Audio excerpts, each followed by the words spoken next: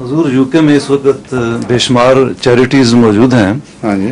اور گاہے بگاہے ان کے جو ہیں وہ ہمیں اپیل کے خط آتے رہتے ہیں، اور احمدی کی حیثیت سے ہم ہر نیک کام میں حصہ لیتے ہیں، اور اسی روح سے ہم انہیں بھی کچھ بھیج دیتے ہیں. ٹھیک ہے، اچھی بات. لیکن میں نے یہ محسوس کیا ہے کہ بعض چیریٹیز وہ اصل کام پہ کم خرچ کرتی ہیں اور ایڈمنسٹریشن پہ زیادہ وہ اپنے اخراجات کر دیتے ہیں.